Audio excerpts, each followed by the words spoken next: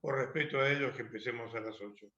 El primer día, sí, cuando hicimos esos 10 minutitos, porque era el primer día, pero ya es la segunda semana, y además lo veo con una cara muy ansioso de querer empezar.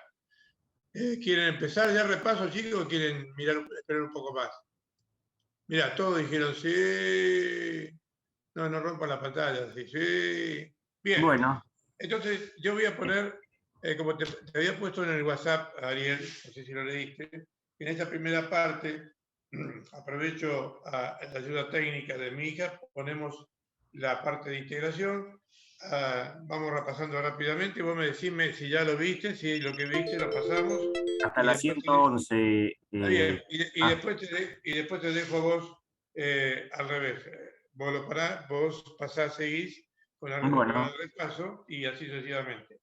Porque, bueno, eh, ¿se entendió algo, chicos? Ahora vamos a volver. Seguramente que la primera parte ya la han visto con el profesor Seltman, pero el aprendizaje es incorporar el conocimiento y fijar el conocimiento. Incorporar el conocimiento a través de la clase virtual, a través de la plataforma. Fijar el conocimiento, ayudar a fijar el conocimiento, es lo que hacemos en forma virtual presencial. O sea, estamos acá para reiterar. Y la reiteración a veces es muy bueno, a veces no. La reiteración es muy bueno para fijar el conocimiento. Porque uno dice, yo lo sé, pero no me lo acuerdo. Y eso no sirve. Sirve que diga, yo lo sé y aunque sea me acuerdo un poco, ¿de acuerdo? Para saber cómo orientarse. Así que si estamos todos de acuerdo, que así espero, vamos a poner entonces lo que decía de integración. Adelante, ahí.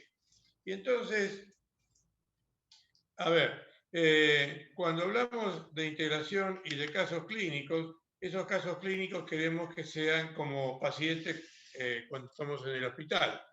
La enseñanza, o mejor, y el aprendizaje, porque van de la mano. Uno enseña y además aprende, y el alumno también recibe y lo va fijando. Esa enseñanza del caso clínico, siempre es bueno repasar someramente algo muy importante que es la, digamos, tarjeta de identificación. Y acá la tarjeta de identificación de la dermatosis está a través de la lesión elemental. Ustedes en la clase de lesiones elemental, que me tocó a mí armarla, insistimos mucho sobre eso e insistimos mucho sobre lo que tenemos que hacer, que es reconocer esa lesión elemental. ¿Qué más? La topografía y la sintomatología. Bien, y de las lesiones elementales se tienen que acordar, no lo vamos ahora a decir que la definan, se lo vamos a preguntar en el examen. En el examen yo diría que el 25% está basado en lesiones elementales y órgano cutáneo, porque si uno sabe bien lesiones elementales, topografía y sintomatología, va al doctor Google y seguramente va a tener una orientación diagnóstica. Pero si carga mal ese dato de la lesión elemental, el doctor Google no va a razonar ni va a hacer milagros, va a acompañarte, a ayudarte. Pero vos tenés que ayudarlo, digo doctor Google como digo el libro de texto, por supuesto. Uno tiene que ayudarlo con cargar los datos correctamente. En esa maratónica, digamos, enumeración de lesiones elementales, todos saben lo que es una mácula, si no la saben, ponen no y lo repetimos. Ese simple cambio de coloración de la piel, circunscripto, no más de un medio centímetro, un centímetro, y que cuando es más grande decimos que es una mancha. Todos tenemos que saber lo que es la pápula, ¿no? La pápula es una lesión sólida, sobrelevada, circunscripta, que desaparece espontáneamente y no deja cicatriz. Pápula. Cuando esa pápula es grandota y de varios centímetros, decimos que es una placa. Por ejemplo, la placa de la erisipela.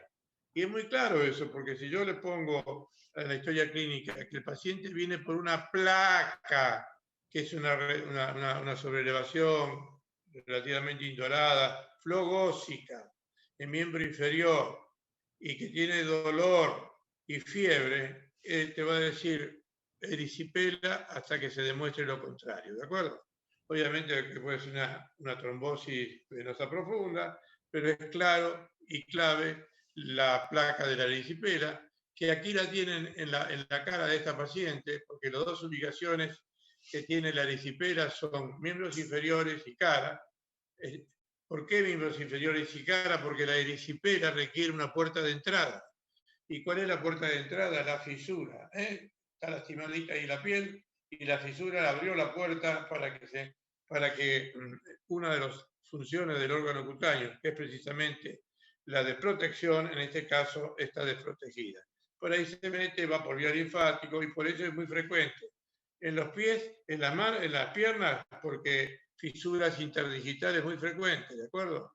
Y en la extremidad cefálica, porque el retroauricular, ese pliegue retroauricular, a veces también se acompaña con fisuras. Hablamos siempre de tener en cuenta en esos pliegues, porque ahí es donde se producen los intertrigos. ¿Intertrigo qué es? Es la inflamación de los pliegues. Después tienen las lesiones líquidas, las ampollas, las vesículas y las pústulas, que son las tres son lesiones líquidas. Ustedes ya lo deben saber muy bien. A veces hay una pequeña, digamos, no controversia, sino duda en qué diferencia tiene vesícula de pústula. La pústula tiene un contenido purulento siempre de entrada. La vesícula siempre tiene contenido seroso, pero esa vesícula se puede infectar y tener un contenido purulento. Es importante en este caso saber que una lesión primaria como la vesícula, por más que se disfrace de pústula, no es pústula, es una vesícula infectada. Y eso es muy importante para hacer el diagnóstico. Siempre tienen dificultades con el nódulo, y el nódulo es una induración profunda, o sea, el nódulo se forma en la hipodermis, comienza en la hipodermis, con una lesión sólida, y en sus comienzos siempre se va a palpar más de lo que se ve. Pero a veces suceden cosas como en este caso, que era una metástasis de un cáncer de riñón, el individuo había perdido como 40 kilos, se había fundido esa grasa y ya el nódulo, si bien estaba profundo, perdió la profundidad que le daba la grasa. O sea que casi como que emergió un poquito. Y ahí se ve tanto como lo que se palpa. Pero eso no es frecuente, lo frecuente es que el nódulo es profundo, se palpa más de lo que se ve, y la gran siempre controversia y error es con respecto a si desaparece espontáneamente o no, como la pápula. El nódulo es un gran indeciso, Puede o no desaparecer espontáneamente y puede o no dejar cicatriz. Por ejemplo, tenemos el cuadro de un eritema nodoso en miembros inferiores, donde aparece, es flogósico, desaparece y no deja cicatriz. Pero tenemos de repente un nódulo por una infección, por tuberculosis, por ejemplo, o un forúnculo mismo, y ese contenido que tiene el nódulo se reblandece, y al reblandecerse ese contenido tiene que o lo absorbe el individuo, el organismo, o se libera. Para liberarse tiene que abrirse lugar en la epidermis, tiene que agujerear, perforar la epidermis, y ahí drena. Cuando perfora la epidermis, esa zona perforada, entonces va a curar con cicatriz. Se va a hacer una cicatrización. Por lo tanto, nódulo, lesión indurada, profunda, que se palpa más de lo que se ve y que puede o no desaparecer espontáneamente sin dejar cicatriz. El nódulo es indeciso. No es indeciso el tumor, que tiende a sólido, que tiende a una formación sólida, que tiende a persistir y a crecer en el tiempo. Y después tenemos acá escama y queratosis. No es lo mismo escama que queratosis. Escama es el desprendimiento de las laminillas córneas por una queratinización patológica, y la queratosis es un engrosamiento de la piel a expensas de la capa córnea. Con eso hemos repasado todas las primarias, nos llevó 5 minutos. Y créanme que son 5 minutos valiosos para fijar conocimiento. ¿Alguien tiene a esta altura de la carrera de dermatología, que estamos en la segunda semana, y me dijeron que estuvieron estudiando mucho el fin de semana? Qué bueno, porque dice que le está fascinando la dermatología. Es más, mucha gente ya está pensando en cambiar de especialidad. Tenía pensado ser neurocirujana, pediatría, otros querían hacer imágenes. Y acá tienen imágenes de la piel.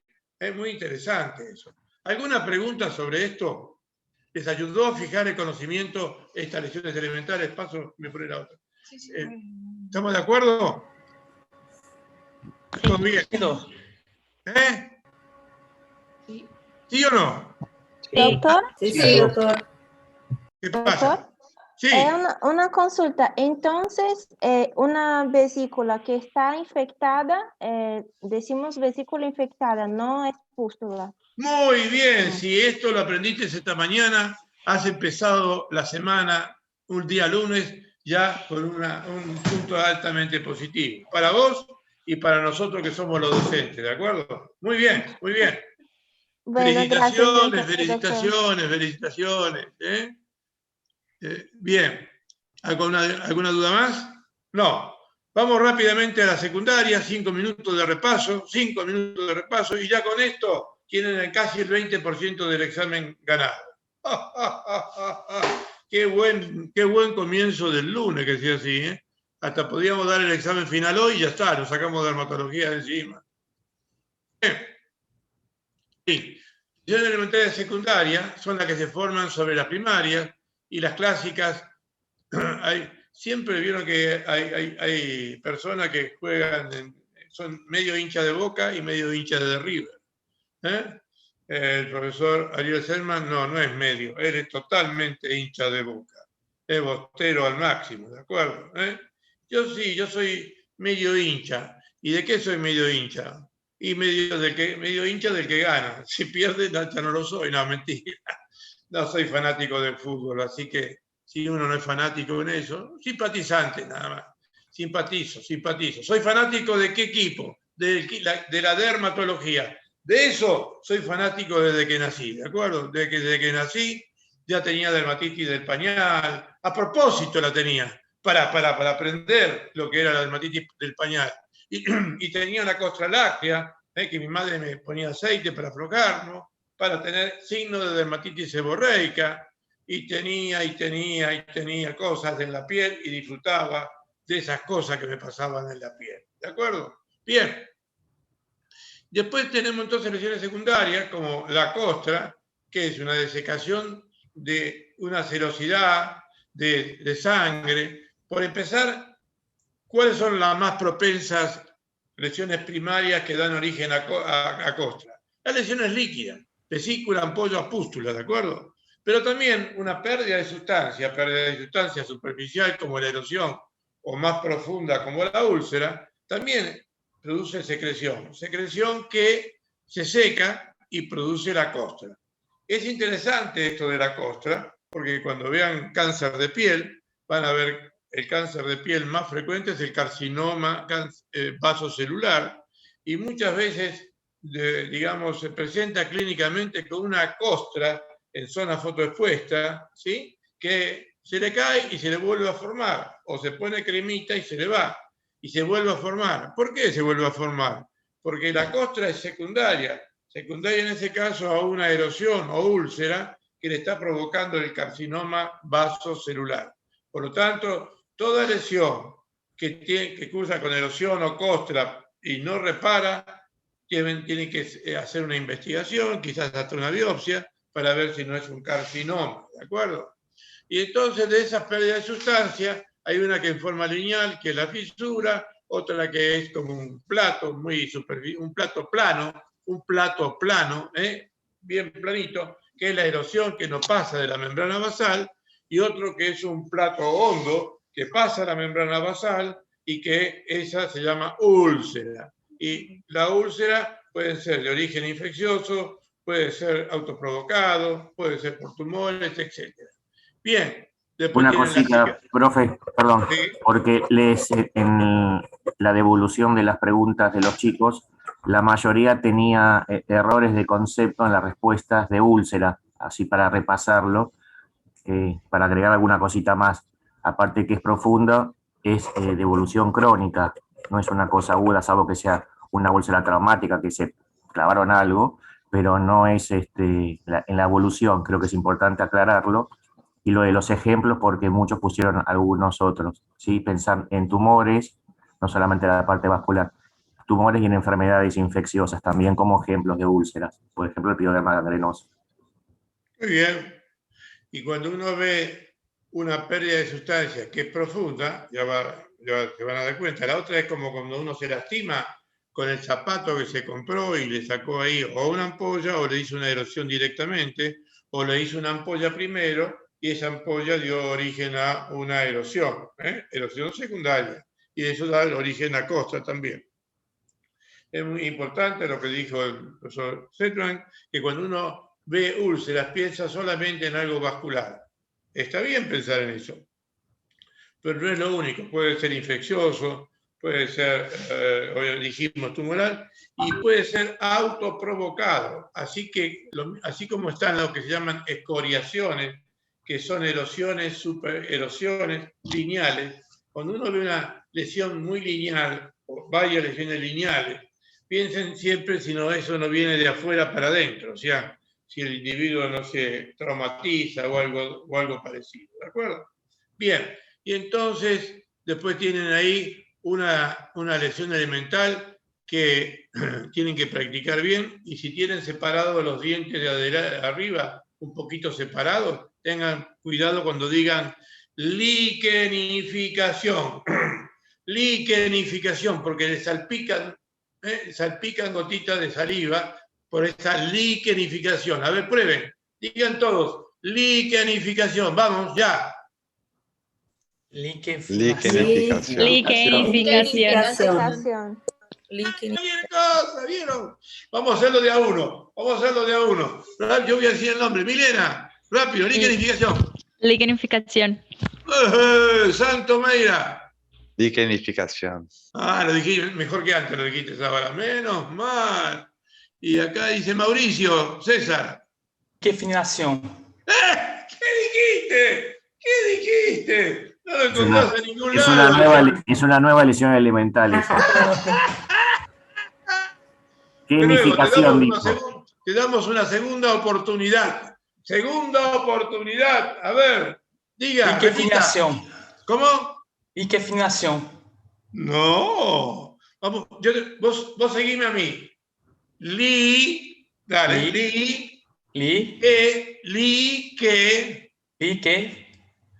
Ni. Ahora va. Ficación. Liquefinación.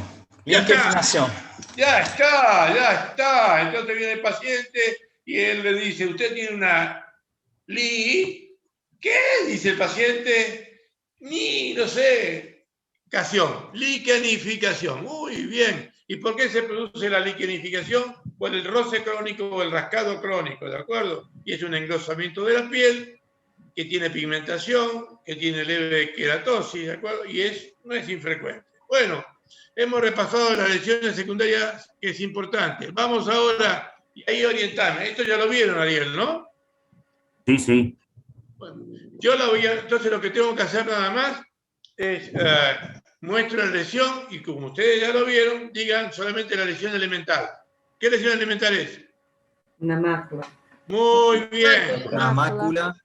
Bueno, perfecto. Una mácula hipocrómica. Y ahí tenían diagnósticos diferenciales que habían hecho. Y acá no podemos decir una mácula crómica porque es muy grande esto. Entonces es una mancha acrómica que con la luz de Gutt se pone más blanco tiza, ¿de acuerdo? Y que no es infrecuente, y que obviamente no es grave para nada, es grave desde el punto de vista estético, pero desde que la modelo esta que tiene Vitiligo. de vitiligo, apareció ahí en una revista importante de Estados Unidos, y ahora tener vitiligo es como que está de moda. ¿Y qué tenés vos? Y yo tengo un vitiligo. ¡Ay, qué suerte que tienes un vitiligo! ¡Qué suerte! Igual que la modelo. ¡Qué bien que te queda! Vas a salir en la tapa. Hasta no hace mucho estaba de moda los chancros. ¿Y vos qué tenés? Yo tengo un chancro sifilítico. ¡Ay, qué bien que te queda!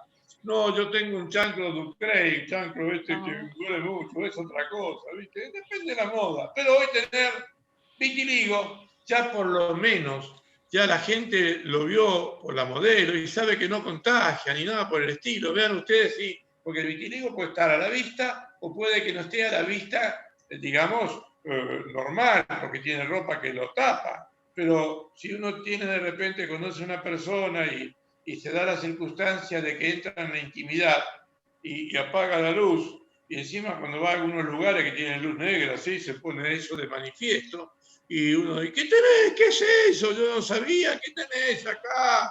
Y uno dice, no, esto es vitiligo. Y es un vitiligo localizado, es un vitiligo localizado. Pero esto contagia, no contagia, al contrario.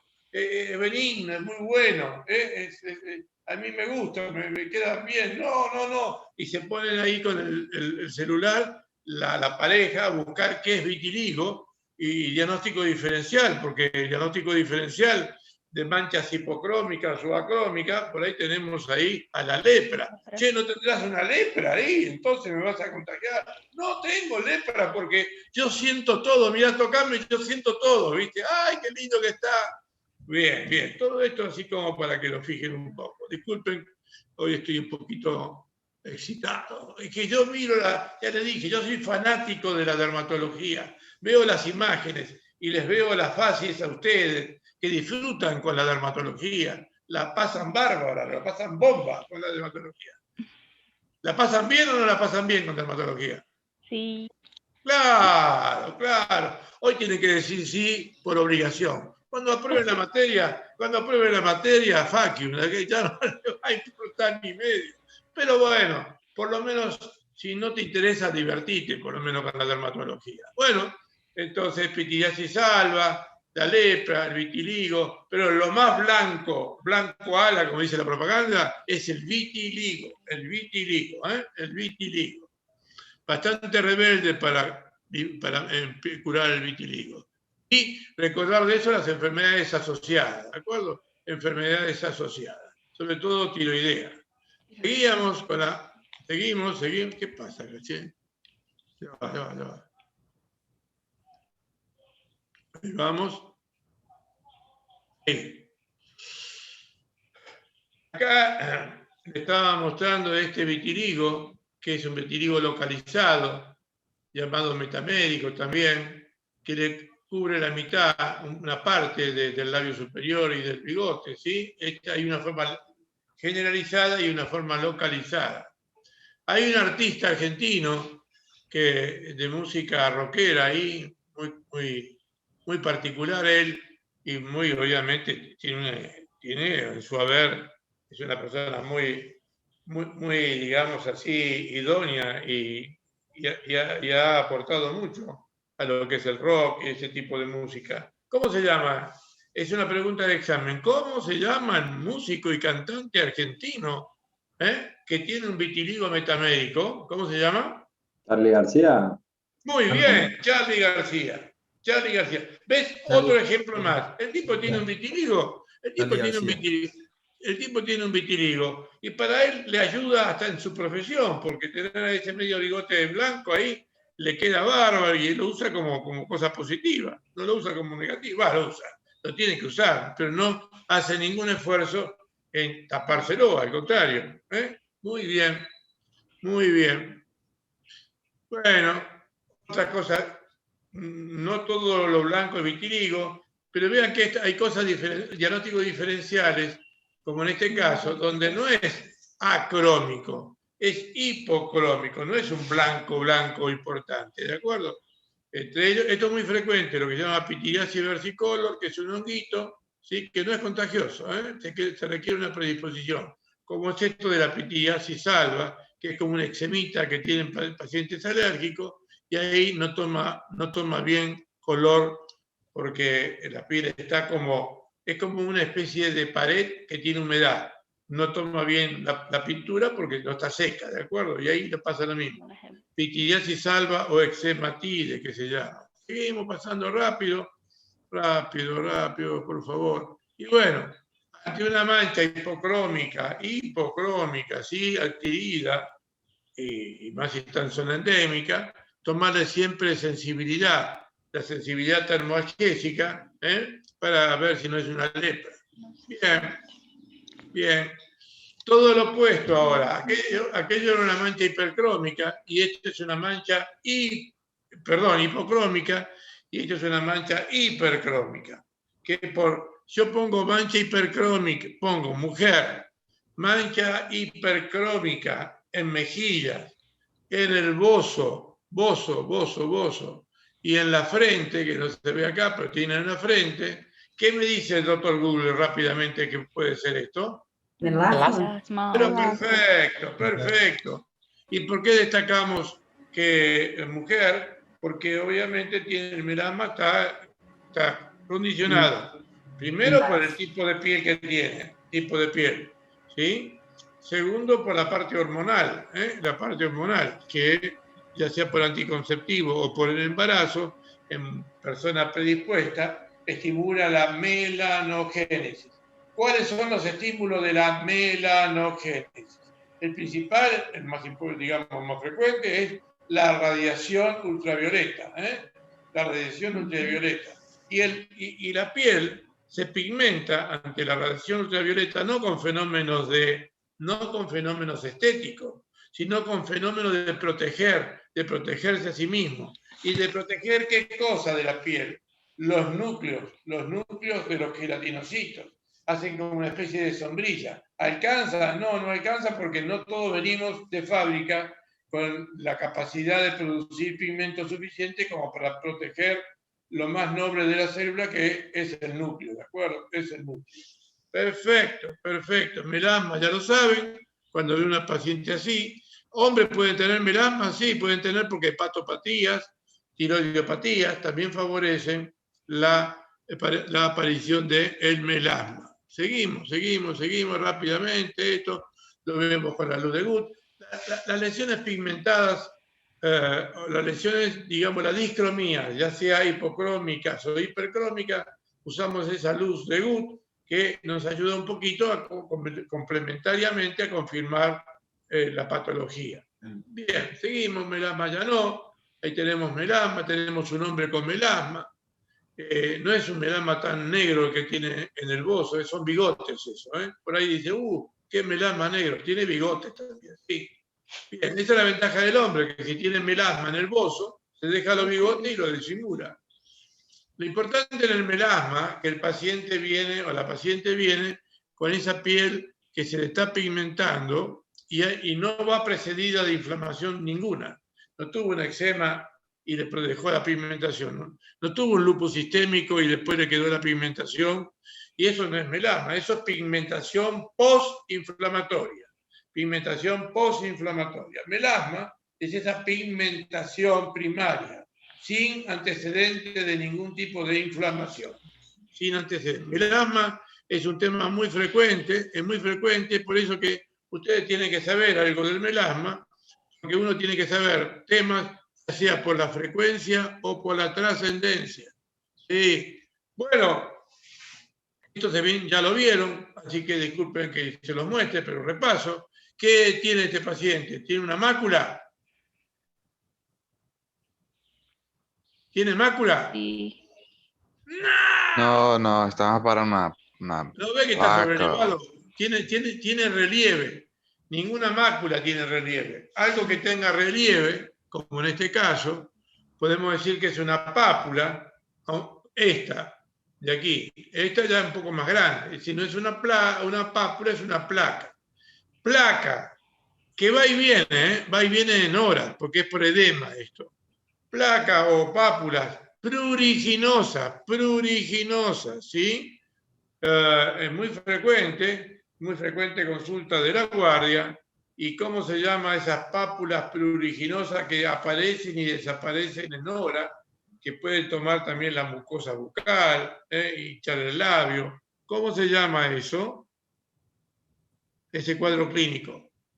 Esas pápulas... Urticaria. Muy bien, esas pápulas con esas características, ¿sí? Se llaman roncha. A estas pápulas le llaman roncha en el barrio, ¿de acuerdo? Urticaria. Urticaria tiene que saber, hay una urticaria aguda y una urticaria crónica. La urticaria aguda generalmente alimento, medicamento, y urticaria crónica generalmente dicen idiopática porque uno hace estudios y no aparecen cosas. Pero después se van, con el tiempo o desaparece la urticaria o desaparece el individuo. Pero o se mejora o se define por alguna patología, ¿de acuerdo? Seguimos. Ahí tiene urticaria, ¿eh? Ahí, perfecto, vamos a ir rápidamente.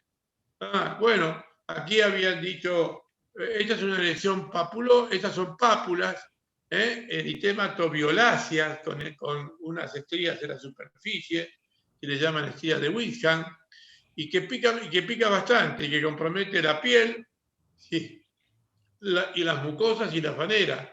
En la mucosa bucal, sobre todo, si ustedes vienen un paciente con esto en la mucosa bucal, estas lesiones blanquecinas en la mucosa bucal, ¿cuál es el primer diagnóstico que van a pensar que tiene el paciente? ¿Qué va a decir?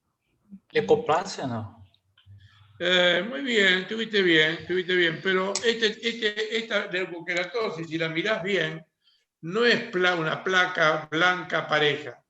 Es todo reticulado esto, y la leucoplasia no tiene este aspecto reticulado. Pero ya que tiene el baja lengua, lo que usted quiere decir es que si tiene una manchita blanca y se desprende cuando le pasan el baja lengua, ¿qué pensarían? Un paciente diabético que está tomando antibióticos, por ejemplo. Muy bien. Entonces, es el principal diagnóstico diferencial. Con el baja lengua, con una gasa también puede pasarle ahí, o con el mismo guardapolvo, no, mentira, eso no. Con una gasita a ver si se desprende, ¿de acuerdo? Entonces, diagnóstico diferencial. Seguimos rápidamente. Vamos, chicos, vamos. Ahí. No, esto ya no. Bueno, obviamente es importante para ustedes tratar de acordarse, porque ¿qué cosas se van a acordar de la dermatología en meses? Muy poco, lamentablemente. Pero lo bueno sería que se anoten 10 enfermedades, y eso vamos a tratar de hacerlo antes del examen. Y ¿cómo se llama? Y le ponen un imán y lo pegan en la puerta de la heladera. Estas 10 enfermedades, voy a hacer un esfuerzo de tratar de fijarlas. Entonces ponen ahí 10 enfermedades que me gustaría que vayan pensando en esas 10 enfermedades que quieren poner ustedes, que consideran ustedes que tienen que saberla, no por grupos, sino de enfermedades, es decir, urticaria, decir molusco o decir verruga, 10, no más, que uno diga son frecuentes y o trascendentes. Pongan chancro sifilítico, porque si no hago diagnóstico ahí, por ahí ya pasa al secundarismo, y si no hago diagnóstico, ya después las complicaciones cardíacas, neurológicas son muy importantes, ¿de acuerdo? 10 enfermedades. Si uno hiciese eso con todas las especialidades, obviamente que la suma sería muy grande. Para ahí en alguna pondría 5 y en otra pondría 15, dependiendo del volumen de la enfermedad.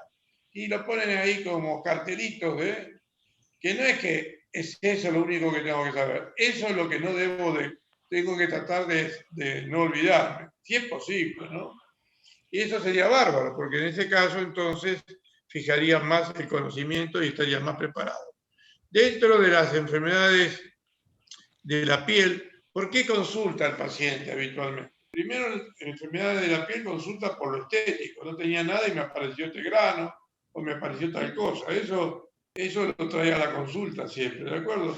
Si el individuo tiene hipertensión y no se toma la presión, salvo que tenga alguna sintomatología, no va al médico, ¿de acuerdo? No va al médico. Pero En la piel, esa es la ventaja que tiene, que te aparece, la piel es un órgano de expresión de enfermedades propias y de otros órganos. Y si un buen clínico es aconsejable que sepa por lo menos lo básico de las enfermedades de la piel, porque sin necesidad de resonancia, tomografía, etcétera, ya le sirve como orientación diagnóstica lo que tiene en la piel. Eso es muy importante. Bueno, dentro de lo que pica y siendo papuloso, habíamos visto antes el líquen plano, la urticaria, y la otra cosa que tienen que saber es el prurigo, que es importante, es alérgico, y básicamente por el diagnóstico diferencial, porque el prurigo se da en los chicos.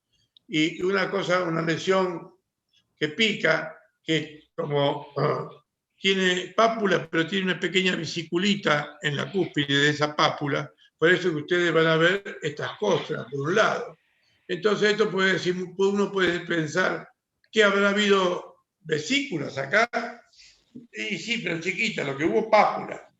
El diagnóstico diferencial más importante del prurigo en los chicos es la varicela.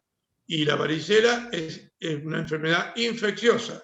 El prurigo es una enfermedad alérgica. Es muy importante saber eso. Es muy importante en un futuro saber que uno tuvo varicela y eso va a explicar por qué le apareció el herpes zóster, por ejemplo.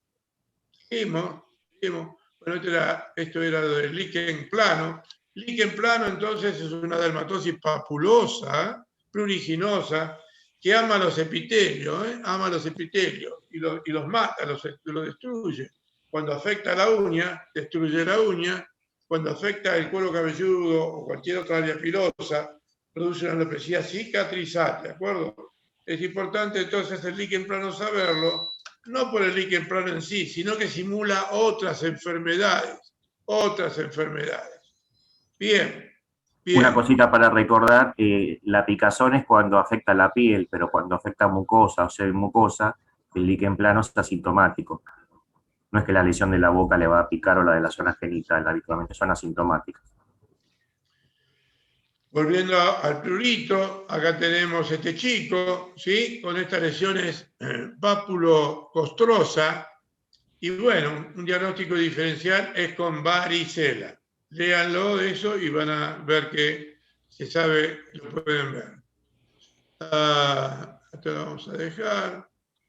Obviamente, cuando veíamos esa boca decíamos una cándida, y esta posiblemente sí sea cándida, porque no tiene tanto aspecto reticulado, sino que tiene como leche cortada que está ahí pegada en la mucosa yugal, ¿de acuerdo? Y claro, uno ve a este paciente con esto en la boca, lo ve con este intertrigo submamario, que tiene una satelitosis acá, eso es típico de una cándida.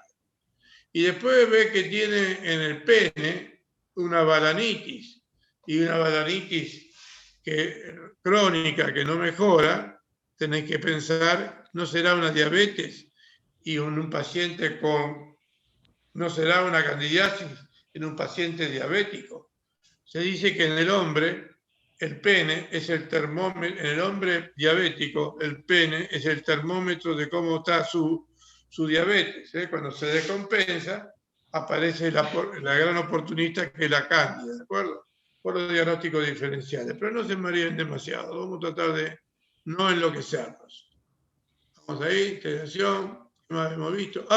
Esta es linda, esta integración, esta sí, ¿eh? Esta no la vieron. ¿La vieron ya? No. ¿No la vieron? Esta no. Esta es mi preferida. Con esta me divierto mucho porque antes de que el paciente se saque la ropa, ya cuando te empieza a decir, ay doctor, tengo una erupción que me empezó por una mancha, ¿cómo se llama? En raíz de miembro o en abdomen, una mancha y hace una semana.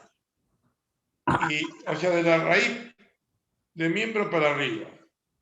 Y me pica un poquito nada más. Y entonces creo que tengo un hongo. Porque todo lo que sea escamoso en la piel, eritematoso, siempre se piensa que puede ser un hongo, podría ser una psoriasis, pero miren esta característica. Es una lesión eritémato escamosa, no es una mácula porque está sobrelevado. Es una lesión eritémato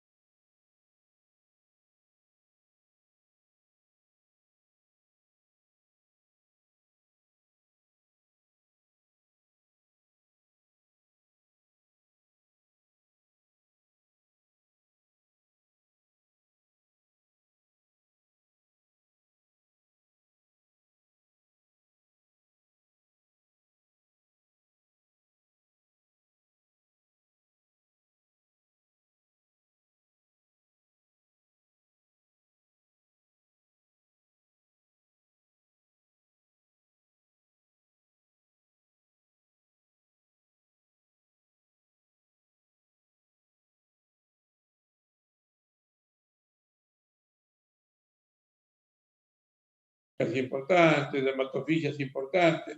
Un paciente, si tuviese un HIV, no tendría una dermatofisia así como si fuese una dermatofisia esto. Sería mucho más importante.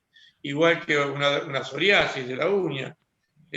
Cuando están descompensados, ¿no? Cuando están descompensados. Hoy, por suerte, el HIV dejó de ser lo que fue en un inicio, y cuando uno sospechaba, hacía el estudio, el laboratorio te llamaba primero al médico antes del paciente, porque había que transmitirle que había llegado una sentencia de pena de muerte, ¿de acuerdo? Hoy, si tenés un HIV, y es como decirle tenés ahí una urticaria crónica. Bueno, la ciencia por suerte avanza y lo va, ¿cómo se llama? De alguna manera solucionando el problema. Antes de la era de los corticoides, por ejemplo, y volviendo a la dermatología, los pacientes que tenían pénfigo, era como tener un HIV, lo arrumbaban ahí en alguna sala especial a la espera de que se mueran por alguna complicación, porque no tenían elementos, no tenían corticoides para salvarlo. Después, cuando llegó el corticoide, obviamente eso cambió totalmente. Por ahí después se mueren por los efectos de corticoides si no se hacen correctamente. Pero bueno, vamos a esto de la pityriasis rosada de Gibert, que es una pregunta de examen obligada, obligada para que ustedes piensen con sus diagnósticos diferenciales, que yo diría que el diagnóstico diferencial que podríamos hacer es con la sífilis secundaria por la trascendencia. No se me tiene que escapar una sífilis secundaria, ¿de acuerdo? Y después, por supuesto, que puede ser una psoriasis o una dermatofisias múltiples. O la tinea corpus. Bueno, acá, dermatofisias múltiples es tinea corpus, ¿de acuerdo? Correcto. Sepan nada más que ya para complementar, porque hoy obviamente el médico mira más la computadora, la pantalla que el paciente, y sin girar la cabeza ya le está diciendo cosas, y no se levanta porque no tiene tiempo, no porque no quiera, porque le ponen 10 pacientes en una hora, y no le palpa si tiene ganglio, no le revisa la mucosa bucal, en busca de que si tiene una sífilis secundaria, cursa con poliadenopatía, sobre todo en la región occipital, ¿sí? Y cursa con manifestaciones mucosas, cosa que excepcionalmente la pityriasis rosada de Gibert suceda.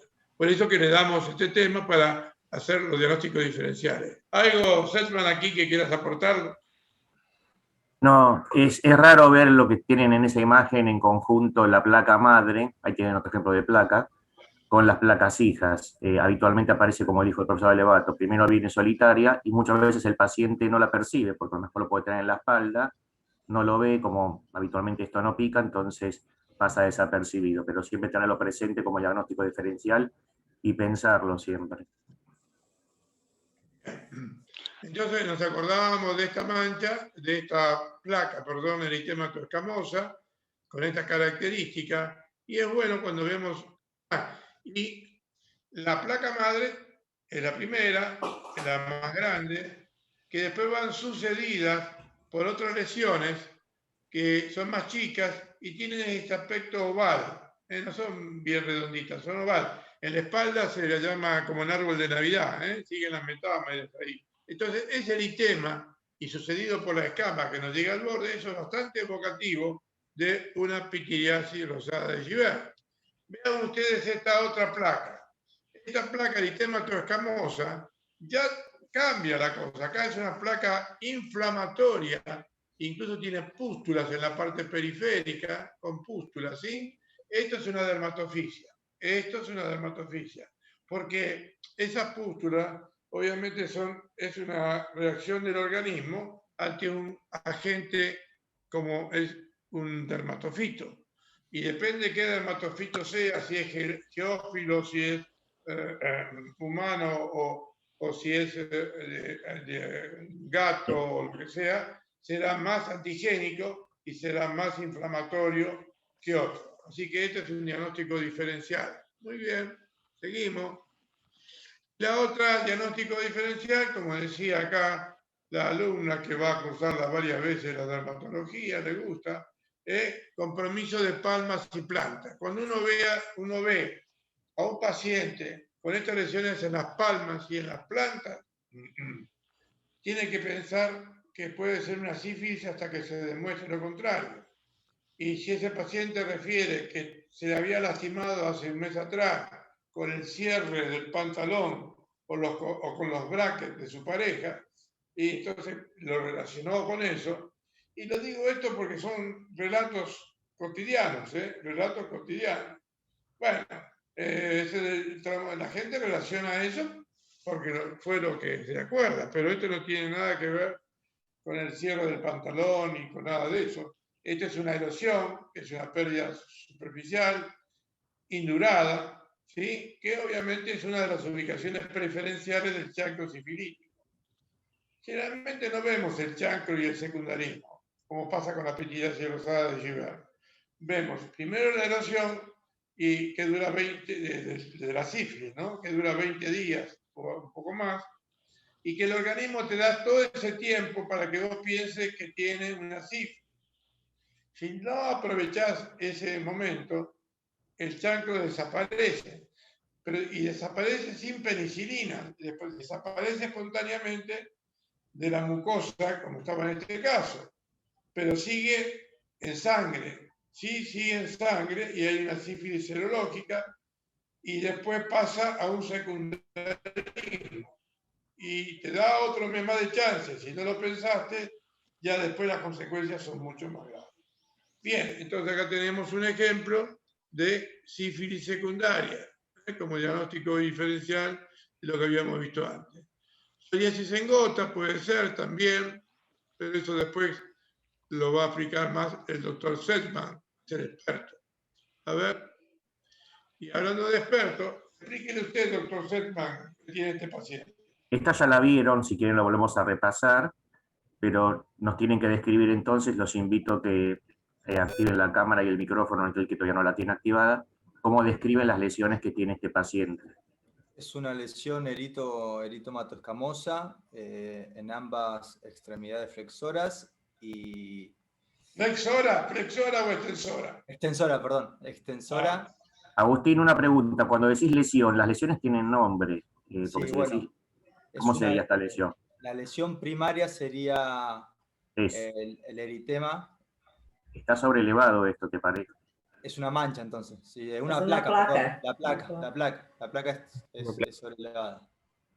Perfecto. Entonces serían placas eritematoscamosas. Perfecto, sí. Placa eritematoescamosa. Muy bien. Y entonces... Compatible con psoriasis vulgar. Bueno, veremos. Hasta ahora no tenemos más datos. Adela, profe, ¿usted va pasando? Que tiene el control. Debe ser el único control que tengo en mi vida, porque en casa no tengo ningún control. Más, sí tengo el control remoto del televisor, pero no me lo dejan usar. No me lo dejan usar. El del aire acondicionado también.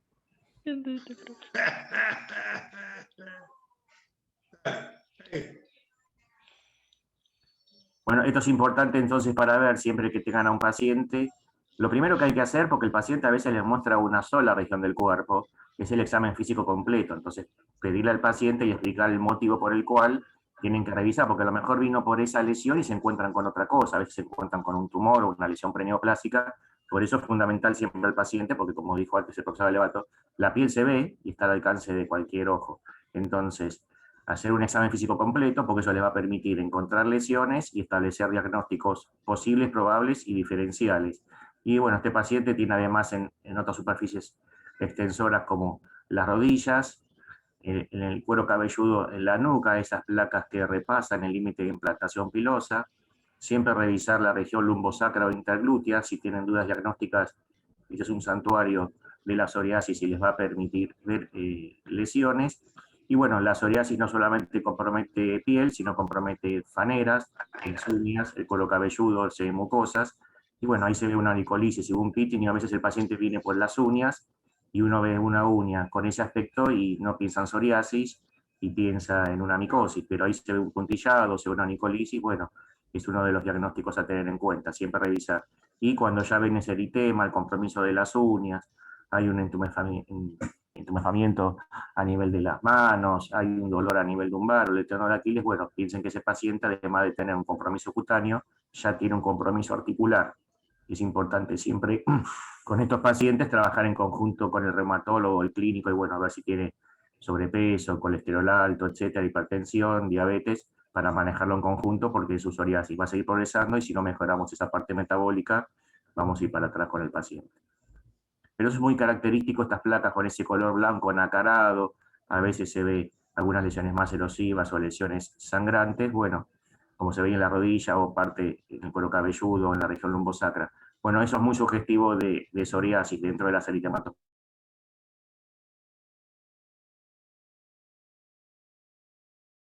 ¿Quiere preguntar algo? Sí. Sí, por definición es una enfermedad crónica inflamatoria. ¿Eso quiere decir que no va a tener nunca cura? ¿Que no tiene cura?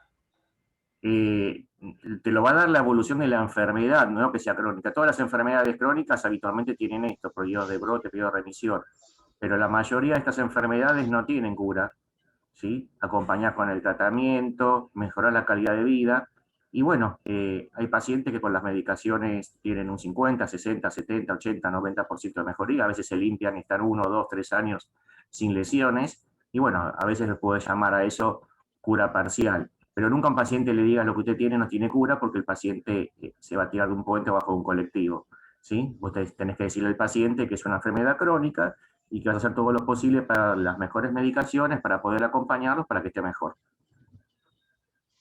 Ese concepto, digamos, se ha arraigado bastante, se ha consolidado bastante, y vos le decís al paciente, usted tiene hipertensión, bueno, toma la pastilla.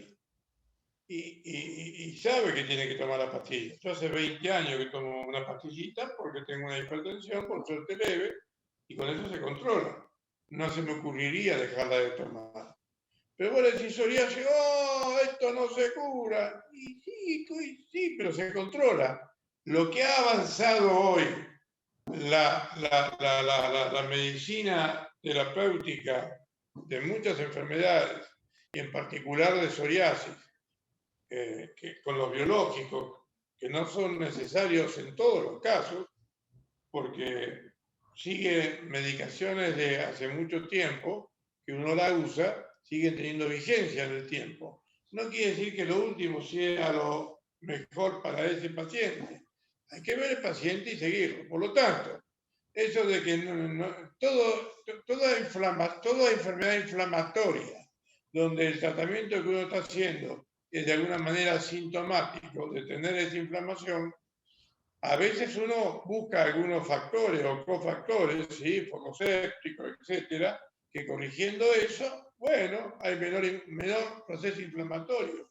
Pero hoy la psoriasis está incluida dentro de enfermedades inflamatorias crónicas que no solamente están en la piel, están en la articulación, está en la parte cardíaca. Por eso que hay las conmovilidades que puede tener un paciente que tiene psoriasis. Así que, chicos, esa palabra incurable, sáquensela de la cabeza, y porque es importante para, aunque no hagan dermatología, como concepto, ¿de acuerdo? No seguir transmitiendo es incurable. Hoy tiene psoriasis, yo diría, el que quiere, porque hay medicamentos de distintas intensidades, distintos mecanismos de acción, que tiene que estar, el paciente puede estar gozando sin ningún tipo de lesión. Eso es muy importante. Eso es muy importante. Entonces, incurable, saquémoslo de la cabeza, porque es una cosa que el paciente como que lo sentencia a eso. La psoriasis es hoy, no digo súper fácil, pero bastante accesible al control de la misma. Hay que el paciente no tenga lesiones cutáneas y tenga poca articulación. Yo he tenido hace 40 años, en mi comienzo de la medicina, un paciente con psoriasis que entraba con silla de ruedas, porque el impacto articular que había tenido lo había dejado postrado en silla de ruedas. Eso ya por suerte no se ve ahora, no se ve más. Adelante, Selman. Sí, Chiri, seguir pasando, por favor. Sí, claro. Bueno. En realidad, cuando les piden así estudios al paciente con psoriasis, no hay un estudio de laboratorio que le hace diagnóstico. Es para ver, como dijimos antes, como en otras enfermedades, ¿sí? Las comorbilidades, porque muchas veces el paciente viene por psoriasis y a lo mejor desconoce que puede tener el azúcar alto o puede tener el perfil lipídico elevado, y eso es muy importante. Y a veces estos pacientes, cuando les hacemos el chequeo general, cardiológico, clínico, etcétera, nos encontramos con otras cosas y bueno, eso también le permite mejorar. Si el paciente, por ejemplo, hace ejercicio, baja de peso, mantiene estos niveles controlados, esa psoriasis va a mejorar y muchas veces ni siquiera recibe medicación. Y también el apoyo psicológico, que es fundamental. En muchas enfermedades de la piel el componente psicológico y psiquiátrico es importante, y el manejo con psicodermatología también. Un biológico no mejora todo ese aspecto. Entonces es importante el tratamiento integral del paciente. Ustedes no tratan una psoriasis, tratan un paciente, tratan una persona, un individuo, un ser humano con una enfermedad, lo tienen que acompañar. ¿Sí? Adelante, doctor. Decirle para el doctor Alevato, el café está enfrente. ¿Sí? ¿Qué más? ¿Sí? Sí. ¿Quieren hacer alguna pregunta hasta ahora? La psoriasis vulgar es la forma más frecuente, ¿sí? Después ustedes ya han visto, y la mayoría lo respondió en el cuestionario, otras formas. Hay formas más leves y hay formas que son un poco más complicadas, como la eritroderma psoriásica o como la psoriasis pustulosa, ¿sí? Eso para que después lo vayan viendo. ¿Quiere seguir avanzando, Doc?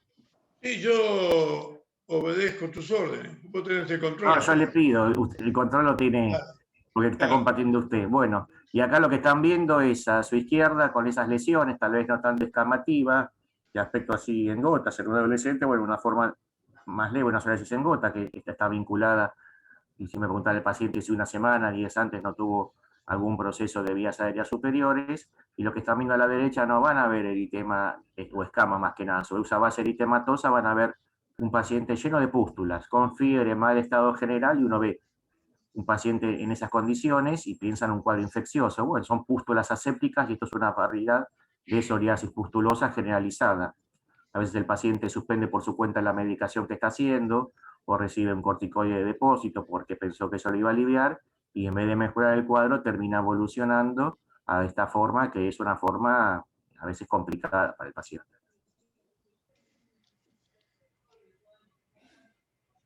Y como remarcaba el profesor, la psoriasis predomina en zonas extensoras. Si tienen algo parecido con placas eritematoso-descamativas como en la anterior, uno puede pensar entonces en una dermatitis flexural, en un eczema, ¿sí? Puede tener escamas, puede tener algún cuadro muy similar, pero como siempre les decimos, lesión elemental, signos, sintomatología, edad y más que nada la topografía.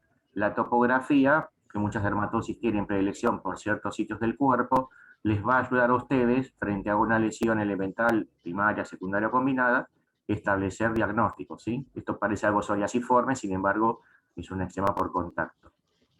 Adelante. Y bueno, siempre que tengan eritema y escamas, tienen que pensar diagnósticos diferenciales. En dermatosis que tengan eritema y escama, esto ya lo vieron, hizo un diagnóstico diferencial, a veces por la topografía y localización. Bueno, esto, fíjese que tiene el borde más activo, con eritema, con escama, posiblemente hay algunas costras por ahí, alguna vesícula puede haber tenido. Bueno, eso es una dermatofisia o tinea corporis o un eczema marginado de hebra. Seguimos, siempre mirar el cuero cabelludo, que ahora viene la diapositiva siguiente. Revisar el paciente, el cuero cabelludo, las uñas y demás, ¿sí? La dermatitis seborreica sí es un diagnóstico diferencial, pero a veces pueden coexistir con la psoriasis, pero esto afecta a las zonas seborreicas, el cuero cabelludo, centro facial, medio torácico.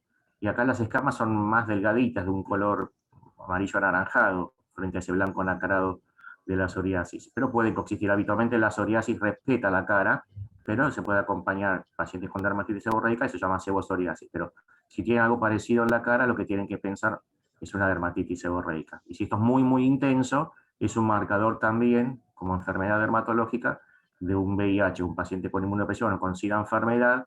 Estas dermatitis seborreicas muy extendidas o rebeldes al tratamiento los obliga a pensar y pedir las serologías pertinentes. Seguimos entonces, vamos avanzando. Seguimos. Bueno, y acá ya vamos a otro tipo de lesiones. No sé si alcanzan a ver a esta altura. esto ya lo vieron también los que estuvieron en el repaso, el Zoom el viernes, ¿qué les parecen las lesiones que tienen ahí? El diagnóstico se los va a dar, como yo les decía, la lesión que parece, o que es la más nueva, la que está más íntegra, y ahí se ve algo, ¿sí?, que tiene contenido líquido, que es pequeño, Una vesícula. tener 6 o Vesícula.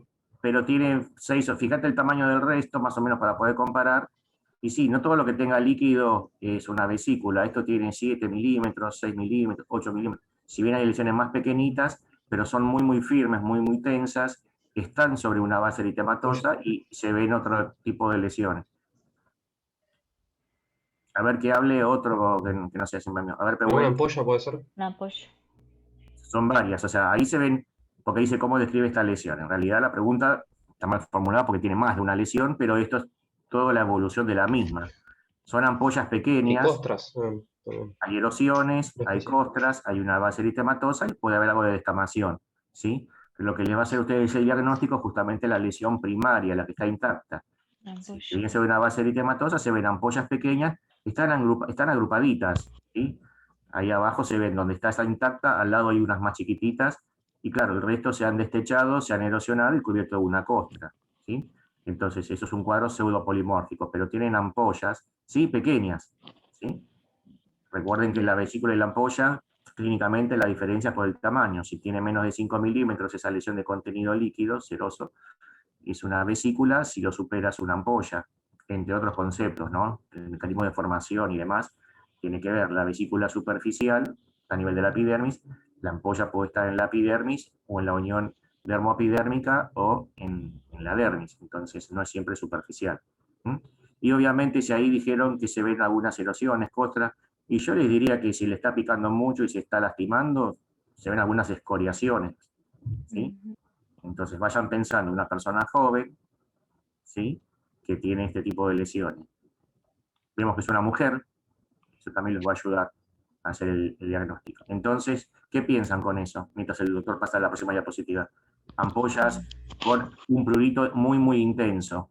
Localizan los codos, ¿sí? A ver, Milena. Una dermatitis. Sí. Milena, ¿qué piensa usted? Se iba a decir una dermatitis. ¿Cuál dermatitis? Hay 2230 dermatitis y dermatosis. ¿Cuál?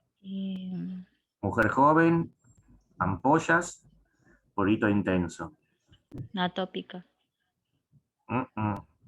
La lesión elemental de la dermatitis atópica no es la ampolla, ¿sí? Ahora sí, María Eugenia, que vos querías hablar. Dermatitis herpetiforme. Me estás preguntando, como siempre, muy bien, pero sí. Sí, doctor. ¿Qué dijo que es un herpes? No, herpetiforme dijo. Ah, qué susto. Muy bien. No, dijo muy bien. Sí. ¿Y por Obviamente qué, son...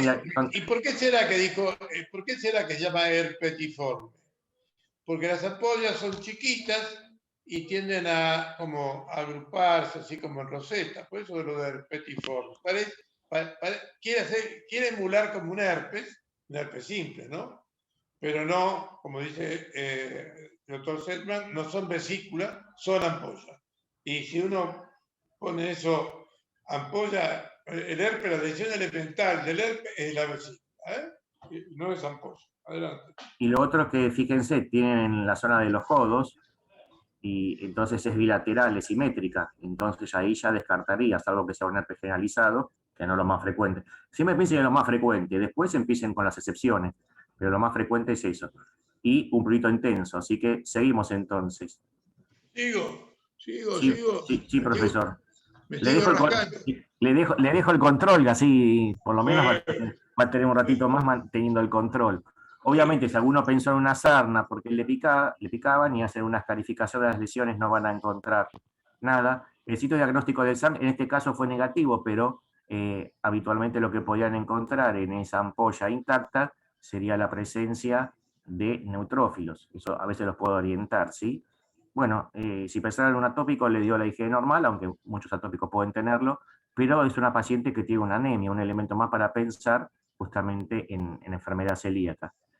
Seguimos revisando al paciente mientras el doctor me pasa la diapositiva. ¿Qué sigue? Muchas gracias. ¿Sí? Entonces, y siempre decimos que en la dermatitis herpetiforme vemos más las lesiones cuando el paciente se va que cuando viene, porque en las zonas extensoras de los codos, lo vamos a ver, en la espalda, en donde pueda pasar la mano, es tan intenso el prurito que la paciente termina lastimando, por eso produce excoriaciones, ¿sí? Entonces van a ver una piel seca, lo van a encontrar en la espalda, y a veces les cuesta encontrar una ampolla intacta, porque lesión que se ve, lesión que se destruye, ¿sí? No mejora la enfermedad esto, obviamente, simplemente intenta mejorar la sintomatología, pero siempre revisen los codos, revisen las rodillas, revisen la zona de la espalda, ¿sí? Habitualmente esto respeta el cuero cabelludo y suele respetar las semimucosas, para pensar en otros elementos diagnósticos. Pero el signo patognomónico característico es un prurito intenso. Usted le dan un antihistamínico a doble dosis, triple dosis, poco y nada mejora. Le dan un corticoide, poco y nada mejora. Y bueno, ahí ya tienen que pensar, si no tienen ese diagnóstico, qué otra dermatosis puede ser. Y bueno, justamente corresponde a esto, a la dermatitis herpetiforme. Después investigar si tiene celiaquía o la familia tiene celiaquía, hacer toda la pesquisa de los anticuerpos específicos. Así que con todo eso, entonces, ¿en qué piensan? ¿Siguen pensando en atopía? Dermatitis herpetiforme o Dermatitis. enfermedad de Uri. Muy bien. Sí. Eso se ve en personas jóvenes, más frecuente en mujeres, ¿sí? Así que téngalo presente, porque muchas veces ven esto, le pica y piensan que es una sarna, entonces el paciente está 1 o 2 meses con medicación para la sarna, no le calma la picazón, anda dando vuelta por ahí, ¿sí? Entonces, si tienen alguna duda, obviamente piensen en los diagnósticos que mencionamos recién. Vamos avanzando entonces, profe. Sí. ¿Quieren parar 3 minutos? Porque me parece que están flojos. Ya. A ver si los puedo despertar. Miren, ¿saben lo que tengo en mi mano? Churro. Muy Churro. bien, muy bien. ¿Churro simple o relleno? Esperá, vamos a ver. ¿Es una lesión primaria o secundaria? Primaria. No, porque ya lo mordió el doctor, es secundaria ahora, está mordido, pasó a ser secundaria. No, este churro ahora es primaria. Pero vean ustedes, yo ahora hago así y quedó una lesión secundaria, quedó una úlcera importante, ¿de acuerdo? Y en la úlcera tenemos que ver el borde, tenemos que ver el fondo, y es un fondo limpio o un fondo sucio. Acá el borde es irregular y el fondo es secretante, color dulce de leche. ¡Qué rico! Está necrosando. ¿Ustedes piensan que esto va a reparar con cicatriz o no? No, porque está dañada la membrana basal, lo cual no hay queratocitos. ¿Qué cosa no hay? Dañó la membrana, atravesó la Claro. membrana, entonces no va a haber queratocitos para regenerarla. Entonces, Queratinocitos, no queratocitos. está bien. Queratocitos, perdón. Entonces va a dejar cicatriz. Va a dejar Sí. cicatriz, no va a reparar. Pero va a dejar cicatriz si yo permito que haga la cicatrización, que eso lleva su tiempo. Pero si yo lo amputo antes que cicatrice, no queda nada. Va a desaparecer espontáneamente sin dejar ninguna huella. Ustedes, si quieren, piensen o miren cómo hago yo esto así. No desaparece espontáneamente, pero después de un par de maniobras seguramente va a desaparecer esa. Miren, ahí dejó algo. Miren Lo que estoy ahí, exfoliando, podría esto homologarse a un cuerno cutáneo, que es así, una protrusión de queratina, y lo estoy haciendo. Y si ustedes quieren que desaparezca como el nódulo, vieron que el nódulo cuando se transforma en goma, se reblandece el contenido y ese contenido drena hacia el exterior. Yo ahora voy a hacer un proceso de reblandecimiento de este nódulo. ¿Qué hago? Lo mojo en el café con leche. Lo mojé en el café con leche Esto está reblandecido ahora. Vean ustedes cómo desaparece.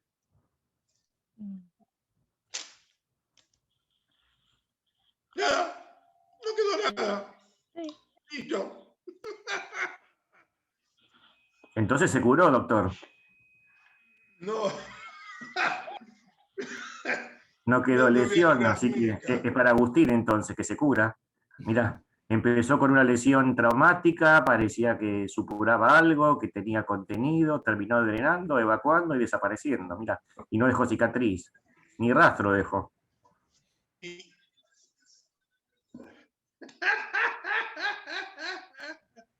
Pero eso después, eso secundario y después desaparece, ¿no? Eso descama, lo que quedó ahí, ¿sí?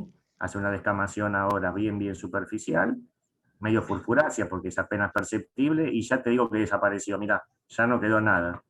Yo diría que por qué será que las cosas que a uno le gustan o engordan o son caras o tienen algunos efectos secundarios. Y aquí, obviamente, la alegría de disfrutar de algo que a uno le gusta también es importante, pero tiene que cuidarse también, porque si uno tiene poca hipertensión, sube de peso, etc. Pero bueno, yo en realidad no pensaba pedirlo con churro. Le mandé a buscar un café con leche porque estaba medio necesitando un café con leche, pero realmente hoy me sacrifiqué por ustedes, para que fijen esto, porque se van a acordar cuando yo me comía el churro y lo relacionábamos con el nódulo que se reblandecía, etc. O sea, me he sacrificado por ustedes, ¿eh? Así que si me incrementa la glucemia y todo eso, ustedes son los culpables. Pero si ustedes fijan el conocimiento, a mí no me importa. ¿Está claro?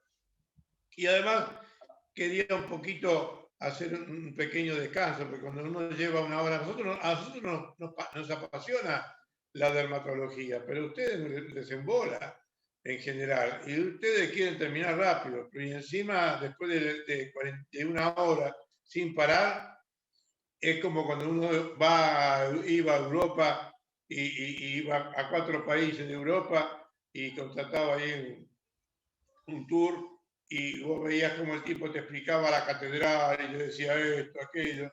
Ya la 4ª catedral no quería saber más nada, ¿viste? Porque tenía los callos que te dolían, estaba repodrido, ¿viste? Y el tipo, y el guía lo contaba con un entusiasmo tremebundo, que uno no se iba así groseramente porque le daba vergüenza.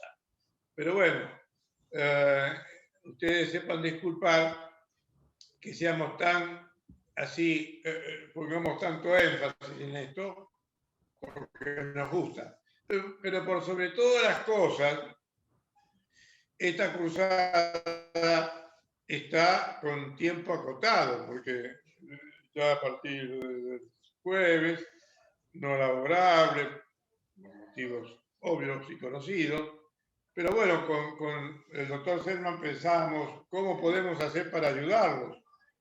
Van a tener el miércoles otra clase y quizás antes del examen final, que logramos que se posponga para el lunes siguiente, si tienen más tiempo, quizás hagamos otro paréntesis más de 1 hora como para super orientarlos y para que el examen final no sea una sorpresa desagradable, ¿de acuerdo? Porque es así.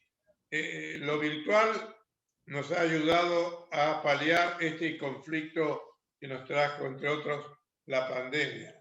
Pero no nos vemos la cara directo y no estamos interactuando en forma directa. Y se nos escapa un poco porque de repente, de los 20, 22, 4 o 5 copas del micrófono y los otros escuchan y nada más. Y si es que escuchan, ¿de acuerdo? Y para que uno, digamos, incorpore el conocimiento, lo tiene que incorporar con trabajo, teniendo una actitud activa y no pasiva. Bueno, como ya me comí el churro, vamos a seguir entonces, Edman. Sí, ahí preguntaba Omar, dice que no entendía por qué en medicina se compraba con las comidas. no sé qué cosa se compara con las comidas, pero bueno. Ah, Porque era lo que tenías a mano y que lo que la gente conocía, entonces siempre cuando vos comparás y a veces la gente no conoce, entonces decís, bueno, a ver, ¿y cómo se parece esto? Entonces a lo mejor vos decís un condiloma y no te lo dicen, pero mira, tiene un aspecto como el coliflor, porque lo ves de esa manera, entonces lo podés identificar mucho más. Pero siempre buscaste el ejemplo, la comparación más sencilla para que la gente lo pueda entender. No pretenda que coma espagueti con albóndiga ahora, ya no creo. Para la próxima. Hoy va a comer Sigamos. gnocchi, hoy va a comer gnocchi seguramente. Obviamente.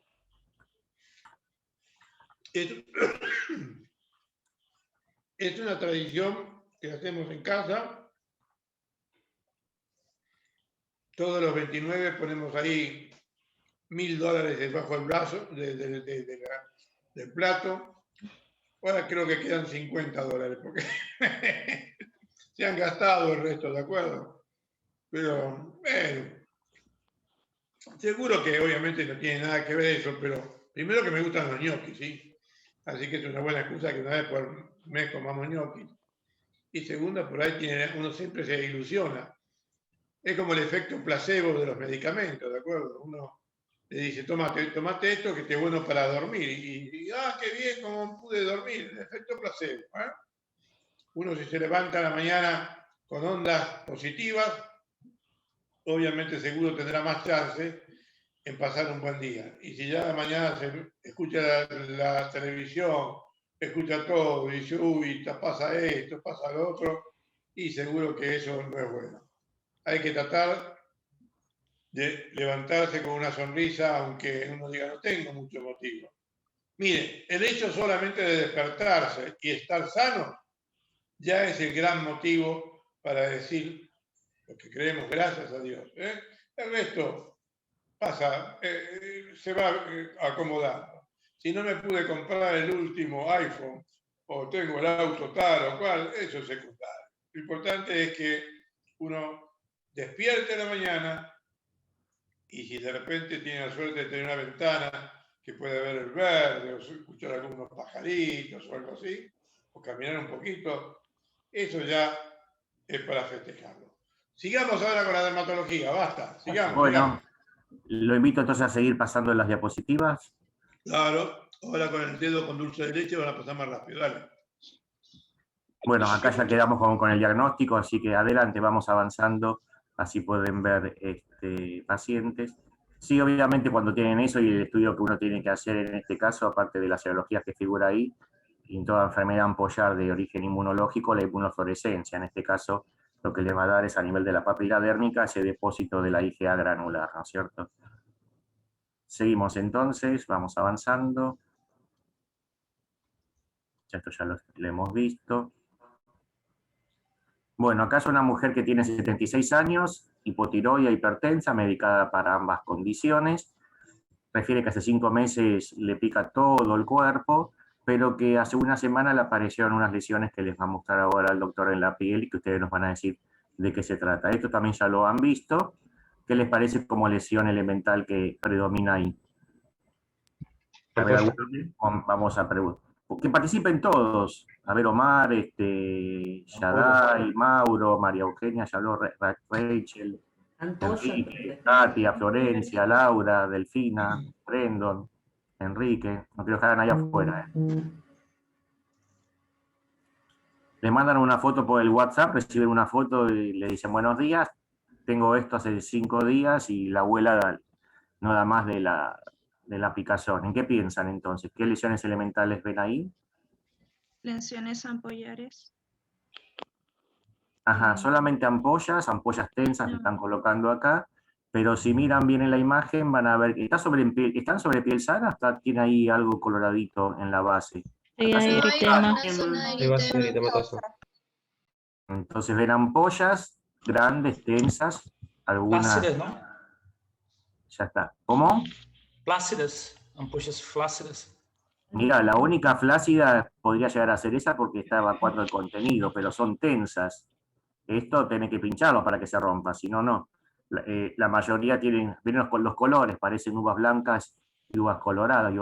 Tiene un componente ceroso, que son las más claritas, y un componente hemático, la mayoría. ¿Sí? Entonces son ampollas grandes, tensas, que están sobre base eritematosa, algunas de contenido ceroso, otras de contenido hemático. Algunas ya están tendiendo a evacuar su contenido, pero se ven todas las ampollas intactas, ¿sí?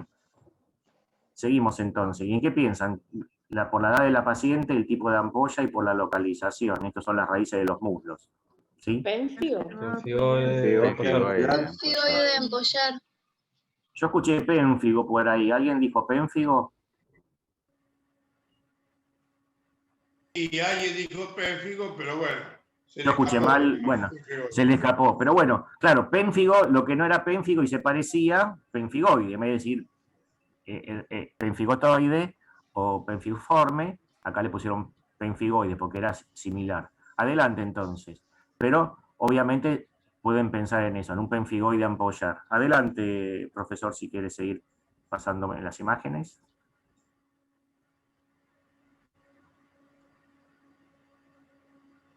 Vos me decís de hasta cuándo, ¿eh? No está pasando. Se quedó ahí, No, está pasando. Te la pasé toda, mirá. Está pasando, ¿eh? Ahora sí, se ve que quedó. Le pido que vaya un poquito para atrás entonces, para ver alguna cosita más. Esa es la que sigue entonces. Describieron. Traicionero. Ahí quedó electología. Perfecto. Estas tres entonces, penfigo y ampollar, dijo la gran mayoría. Avanzamos entonces. Si le hacen la biopsia van a encontrar una ampolla a nivel subepidérmico, que es la imagen que sigue, que se quedó ahí, doctor, en la 95. No, Ahí está. sigue pasando. Sí, ahora sí. Bueno, debe haber un problema de conectividad.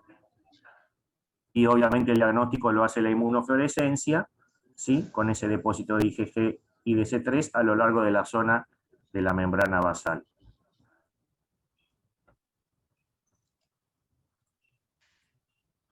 Muy bien, seguimos. Entonces. Yo estoy siguiendo, ¿eh? No sé, chicos, ¿a ustedes les sigue la pantalla o se les queda ahí? No, se quedó. Ahí fue. Perfecto, muy bien. Entonces, la clínica, la histología, eso ya los puede orientar, pero el diagnóstico definitivo se los hace la inmunofluorescencia. Muy bien. Seguimos entonces. El penfigoide, este penfigoide, ¿tiene dolor y ardor? Porque no sé si lo mencionaron. Y si tiene dolor y ardor, si tiene prurito y duele o arde, esas ampollas deberían durar muy poquito tiempo así tan tensas. Deberían erosionarse, romperse. Pienso yo, ¿no? Son ampollas profundas, por eso son tensas. Fíjate por la histopatología que estaba en la unión dermopidérmica, porque están los semidesmosomas. Y acá el síntoma cardinal, lo más frecuente y lo que manifestaba la paciente, es el ardor. Sí, puede doler, puede picar, pero habitualmente el dolor es más ostensible en los pacientes que tienen un pénfigo, y la picazón, como vimos antes, es la dermatitis herpetiforme. Pero no necesariamente, a veces el paciente no llega a tocarse. Agustín, de las ampollares, la que recontra pica y pica y pica es el diurin, dermatitis herpetiforme. Esa es la que más pica. Y el clivaje de la ampolla del diurin y el clivaje del penfigoide es el mismo, dermoepidérmico, ¿de acuerdo? Entonces uno dice, ¿por qué en el diurin no se ven tantas ampollas? Porque pica tanto que la rompe. Acá le pica, pero no es un prurito que digamos, en general, ¿no? Tan importante. Se rasca un poquito, pero no es tan importante el prurito. Eso sería lo que puedo darte como explicación. Porque cuando mostramos el diurin, vimos 2 o 3 ampollas, eran todas erupciones y costras. Acá no sucede esto. Ok. Gracias. Seguimos. Sí, adelante, doctor. Bueno, esta es una mujer de 55 años, con esos antecedentes, y bueno, lo mismo, ¿cómo le describen acá? Fíjate lo que decían antes, si era flácida o tensa. Lo que le va a dar el diagnóstico es el borde ahí inferior de esas lesiones, ¿sí? A nivel de, ya aproximándonos para la zona de la axila. Pero ¿cómo describen las lesiones? Ampolla, la presencia de ampolla flácida, una lesión con ampolla flácida. No es una porque se ven varias. Algunas que están agrupadas, algunas que están individuales.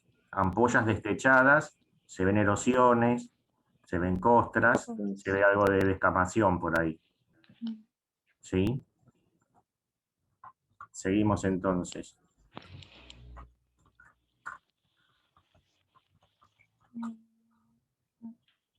Cuando ustedes lo revisan, ven que este cuadro está más extendido, obviamente hay mal estado general de la paciente, tiene parte del tegumento, y cuando uno le mira la boca y le pregunta, bueno, le va a decir el paciente, sí, por acá me empezó, y ahí se ven erosiones, pérdida de piezas dentarias, halitosis, mal estado general. ¿Sí? Adelante, entonces. Y ya con esto uno puede sospechar entonces que se trata de cuál de estas tres entidades, ¿qué les parece? Pénfigo. Pénfigo. Un pénfigo vulgar. Vulgar. Pénfigo vulgar. Cuando digan pénfigo hay varias variedades, el más frecuente se llama vulgar porque es el pénfigo más, la forma más frecuente de presentación. ¿Sí? ¿Cuál de Adelante, los tres cuadros es más grave? ¿El diuring, el pemfigoide o el pénfigo? ¿Cuál es más grave? El Pénfigo. pénfigo. Pénfigo vulgar. ¿Seguro? Y está expuesto a infecciones, aparte. ¿Seguro? Un penfigoide ampollar, puede ser. ¿Viste que no estaban tan seguros? El más grave y por lejos es el pénfigo. El pénfigo es grave porque compromete grandes superficies, como un quemado a veces. Segundo, porque compromete las mucosas. Cualquier mucosa puede estar comprometida por el pénfigo. O sea que entonces, como les decía antes de la era del corticoide, paciente que tenía un pénfigo, paciente que estaba sentenciado a muerte. Mientras que el diuring se rascará un poco, pero no tiene compromiso general severo. Y pénfigoide, muchos, digamos un porcentaje grande de pacientes con pénfigoide, que generalmente son personas sin 60 años, intermedio, son secundarias a medicamentos. Hay varios medicamentos que favorecen el desarrollo del pénfigoide.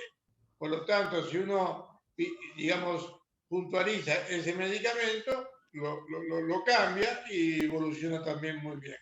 Es más, corticoides en el pénfigo hay que dar dosis plena. Corticoides en el pénfigoide podemos reducirlo a la mitad o a una cuarta parte.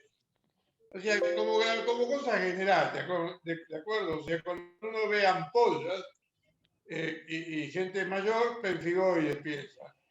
Si ve alguna que otra ampolla y mucho prurito de gente joven, más joven, diuring. Y si ve ampolla en una paciente que está mal tiene un quebrantamiento del estado general, pénfigo. Y que esa complicación puede ser que pueda tener el paciente que lo lleva al óbito por el pénfigo mismo, por la medicación o por la inmunosupresión que se pescó después de una infección agregada.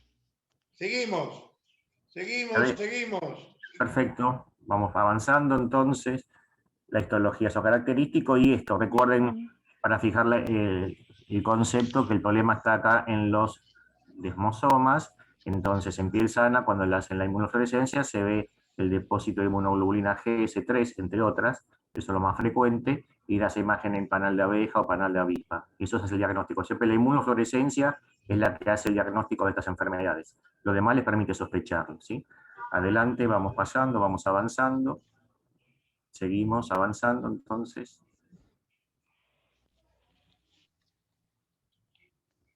Bueno, acá el problema, no sé si lo van a alcanzar a ver bien, pero se ve a nivel del pulpejo de los dedos, ¿sí?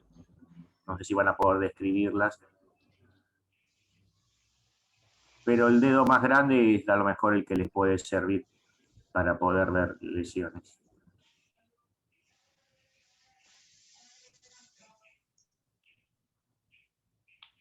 a ver qué les parece. A ver, Alejandro, que te vas acercando a la computadora. No llego a ver muy bien, no sé, se me hace ver como un callo, pareciera. ¿Te parecen queratosis ahí en la zona digital? Sí, o sea, se ve algo que está... Se ve algo eritematoso, algo descamado, algunas costritas por ahí, hay algunas escamocostas de color amarillo anaranjado y ahí en el dedo del medio se ve una fisura, ¿sí? O sea que acá van a haber lesiones secundarias, pero a lo mejor el paciente unos días antes tenía alguna vesícula en esa zona. Pero lo que se ve es un eritema, escamocostras y fisuras. Se ve una lesión fisurada justo en el dedo mayor, ahí arriba de todo, en el medio, ¿sí? Y una base eritematosa. Adelante, profe, entonces. Seguimos entonces. ¿Qué les parece con esas lesiones? ¿Deshidrosis? A ver. Ah, no, por ahí aparecen otras imágenes.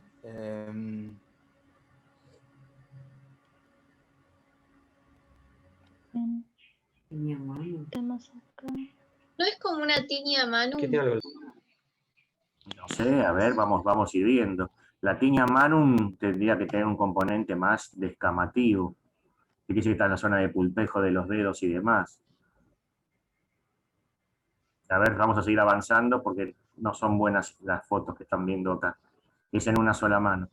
La disidrosis, ¿por qué dijeron disidrosis? A ver, el que dijo disidrosis. Yo lo dije porque descarté psoriasis, tiña manum también la había descartado y psoriasis porque vulgarmente yo, si no como estudiante de dermatología, sé que es como que la clínica es parecida, hay una descamación, y estas laminillas córneas se van saliendo y pueden generar inclusive una fisura. Pero la disidrosis no tendría que tener las pápulas endoradas o no? La disidrosis no cursa con pápulas. Doctor. En la disidrosis. Ahí volvió Katia. No tiene pápulas la disidrosis. ¿No? No. La deshidrosis no es en palmas. La disidrosis pueden tener No hay en los lados vesículas laterales de los generalmente dedos, de alrededor las de los manos y de dedos. los pies. ¿Sí? Eso es la disidrosis. Después tienen el eczema disidrótico que adjunta otras cosas. Cualquiera de los diagnósticos que figuran en esta diapositiva son diagnósticos diferenciales. Pero esto puede ser una dermatitis por contacto más que una disidrosis. ¿Sí? Por la zona, seguramente ahí lo que ustedes tenían eran vesículas y demás. Es raro que les pueda dar una tiña manum este tipo de cuadros, ¿sí? Y la psoriasis hay forma de lo que se llamaba el síndrome digital mínimo que puede tener, pero no sería este caso. Vamos avanzando, Doc, así seguimos con la diapositiva.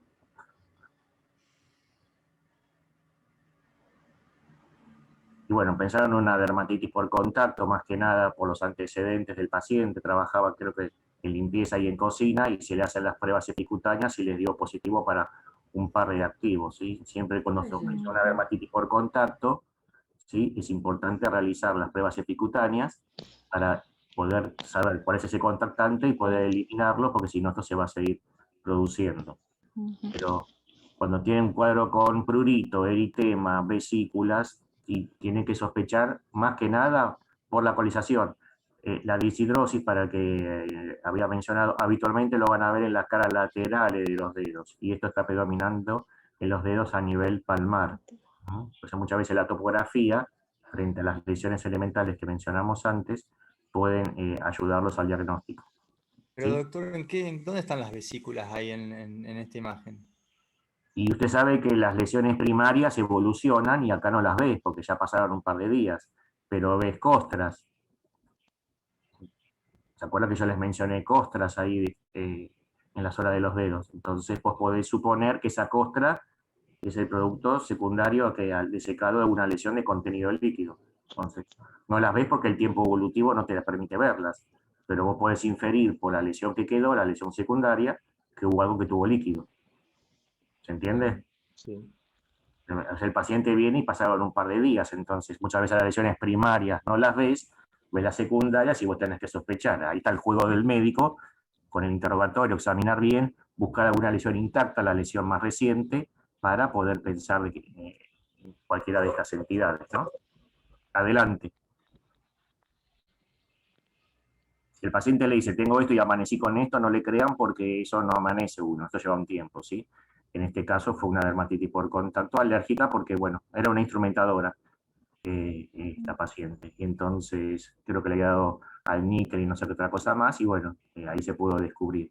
La histología a veces puede ayudar, ¿sí? Ahí tienen la discidosis los costados del dedo, que se ve igual, ¿sí? Y la discidosis es un tipo de eczema, está en el capítulo de los eczemas, o sea, tiene la misma tipo de lesiones, pero constituye una reacción segunda, ¿sí? Adelante. Fíjate que en esas imágenes tampoco vas a ver vesículas, Agustín. Bueno, tenés que sospecharla. La psoriasis suele ser más extendida, busquen los bordes, ya se extiende un poco más de los dedos, ¿sí? La mano, el dorso. Habitualmente las dermatitis por contacto son en el dorso de la mano y las que son alérgicas en las palmas. Eso también los puede ayudar a sospechar desde el punto de vista clínico. Adelante, ¿sí? Y bueno, y ahora vamos a ver la otra foto, también una dermatofisia también puede tenerlo, y bueno, son siempre diagnósticos diferenciales que uno tiene que ir jugando. Adelante, seguimos avanzando. Nos quedan un par de integraciones más. Bueno, y acá es un bebé que lo trajo la mamá y tiene estas lesiones, a ver qué les parece. A ver, Ortolani, ya te tengo por acá. Una erisipela, una placa eritematosa con escamación. ¿No? Primero tenés que decir, no te pedimos diagnósticos, tenés que describir las lesiones. Fíjate que es bilateral. Es raro que una erisipela sea bilateral, pero tenés que decir lesiones, ¿sí? Se ve muy bien ahí las lesiones. Fíjate que tienen la mejilla, tienen el mentón y tienen la zona alta del tórax. Esto ya lo vimos el viernes en el repaso también, para los que estuvieron y prestaban atención. ¿Alguien que no haya participado? A ver, Delfina. La dermatitis. Primero decir las lesiones que estás viendo antes de poner un diagnóstico. Porque vino este paciente y le ves estas lesiones. ¿Cómo las describís? Por favor. Una placa eritematosa. ¿Ves una, no sé, a ver, ahí te van a contestar. No, es bilateral. Santiago ahora cuando termine el mate te va a contestar. Que siga tomando el mate. Es bilateral y se ven simétricas. Entonces, ¿cuál es la lesión elemental?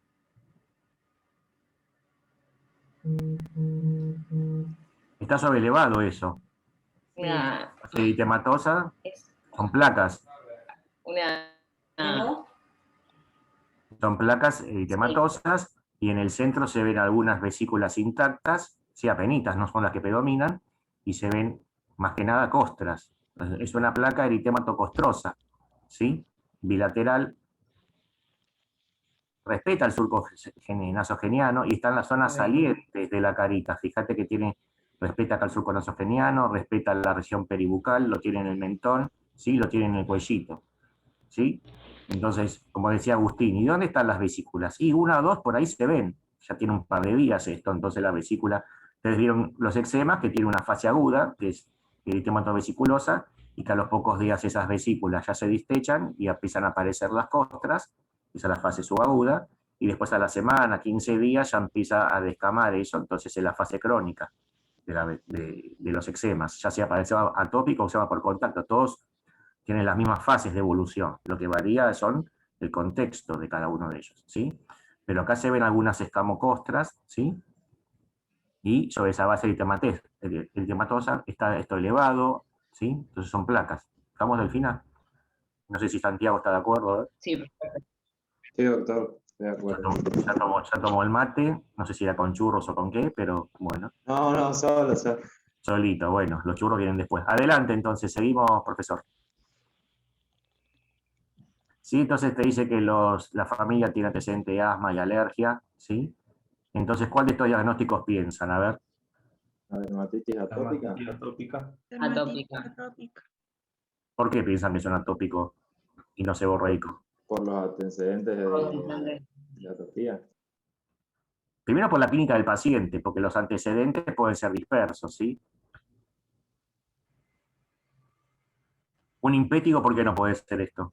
Si tiene ahí costas amarillentas. En general, el impétigo se localiza cerca de los orificios nasales. Y está cerquita por acá.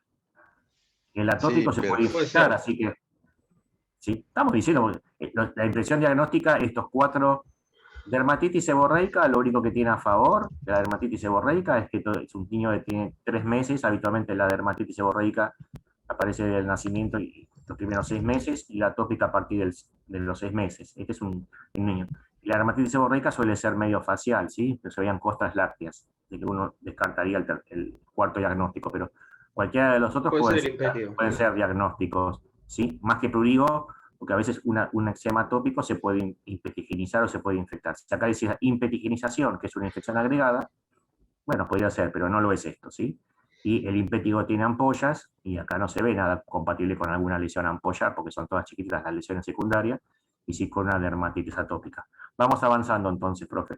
Y doctor, de estas 4 diagnósticos, ¿cuáles son compatibles con la epidemiología? Porque, digamos, la dermatitis atópica epidemiológicamente se puede dar en un bebé de 6 meses a 10 años. ¿Las otras también puede ser en un pediátrico? Por supuesto, los dermopediatras y los pediatras generales, no hay día que no tengan alguna de estas 4, seguro que tienen. Pero el prurigo, si bien todas pueden tener el prurigo y la dermatitis atópica, vesículas habitualmente no son más pápulas, pero tienden a no agruparse, ¿sí? Salvo que se pueda eczematizar o se pueda sobreinfectar. Adelante. Pero siempre es lesión elemental, signo, sintomatología y topografía. Y obviamente los antecedentes, ¿sí? Y uno lo revisa y bueno, fíjense que acá tienen no solamente la carita, las zonas salientes, según la edad ustedes van a tener zonas extensoras o zonas flexoras, pero son todas placas eczematosas. Y la característica de todo atópico es el prurito, es un prurito también intenso. No hay atópico que no manifieste prurito, justamente. Esa cerosis, esa piel seca es lo que acompaña a este prurito. Vamos avanzando un poquito más entonces con los temas. Seguimos entonces.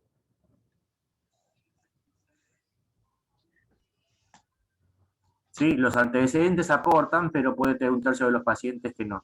Fíjense en los chicos en donde predominan las zonas salientes, ¿sí? Después de los 10 años ya se van haciendo en zonas extensoras y ya grandes pliegues, y después vuelve a ser a las zonas flexoras. Vamos avanzando. Y el prurigo, si bien puede afectar la cara, pero ven que los sitios son parecidos, pero van a tener esa seropápula, esa pápula centrada por una vesícula, ¿sí? Avanzamos, y la dermatitis seborreica que vamos a ver ahora se ve en los niños justamente por la deprivación hormonal, pero se ve esa costra láctea, esa costra amarillenta. Bueno, ahí vamos un poquito, falta 1 o 2 más para atrás, chiqui. Esto también lo habían visto acá. A ver, ¿cómo describen esta lesión? A ver. Yadai, ¿andás por ahí? Sí, estoy acá. Bueno, a ver. Bueno, diría que se ven como conjuntos como de vesículas agrupadas. Muy bien. ¿Todos piensan en no- vesículas o yo les digo? ¿No son pústulas? No, ¿no? ¿O sí? ¿Qué les parece? ¿Son A pústulas mí o no me, vesículas? a mí no me da la impresión de que tengan contenido de pústula. Por el color, no es tan translúcido No sé esto, si- pero uno a claro. veces ve esto, lo ve medio amarillento y dice, parecen pústulas, por eso estoy Y la diciendo. base, no sé si tiene una base eritematosa, no sé si alcanzo a ver bien la Y imagen. mira, fíjate que vas a tener, donde están las lesiones, lo ves bien coloradito, y alrededor ves piel sana, sé que hay un cambio de coloración. Tiene una base eritematosa, ¿sí? Sobre la cual asientan múltiples vesículas, muy bien, que están agrupadas y agminadas. Algunas mantienen la individualidad y otras conforman lesiones más grandes, pero siguen siendo todas estas lesiones vesiculosas. Avanzamos, entonces ven una placa eritematoso-vesiculosa, hay otras más ahí. ¿Y en qué piensan entonces? En algún tipo de herpes, podría ser. ¿Cuál? depende de la ubicación de la topográfica, ¿no? Y esto es en el tórax superior. Mm, no sé que el herpes zóster sigue los filetes nerviosos. La metámera. La ubicación metámera, sí. Bueno, acá con esta imagen no puedes saber, podés pensar, está muy bien. Si yo te muestro esta imagen, decís, bueno, no sé, ¿es un herpes simple o es un herpes zóster? No lo puedes ver por la topografía. Entonces, a ver, vamos a mirar la próxima diapositiva, la que le sigue, y acá está. Bueno, El ahora paciente sí, dice yo que podría empezó. pensar que es un herpes zóster. Muy bien. Tiene dolor intenso, ¿sí? Ese dolor urente, quemante, opresivo, ¿sí? Que sigue un trayecto metamérico y van a ver que aparece sobre esa metámera de manera unilateral. Fíjense que acá tiene la mitad del cuerpo y lo ven bien que es unilateral. Entonces, placas o eritema, depende de si está elevado o no, y sobre esas lesiones aparecen vesículas que se agrupan en ramillete. Entonces, una lesión de distribución metamérica, dolorosa, caracterizada por eritema y vesículas, a ver qué les parece entonces como diagnóstico. Ahora con eso. ¿Piensan en simple o zóster? Zóster. Muy bien, perfecto. Avanzamos entonces. Maniobras, uno le puede hacer un sitio diagnóstico, pero puede encontrarse las multinucleadas, pero no fundamental. Con la clínica ya es suficiente. Vamos avanzando entonces. Pensado en un herpes zóster o culebrilla. Bueno, ¿qué hacen entonces con este paciente? Avanzamos unas diapositivas más.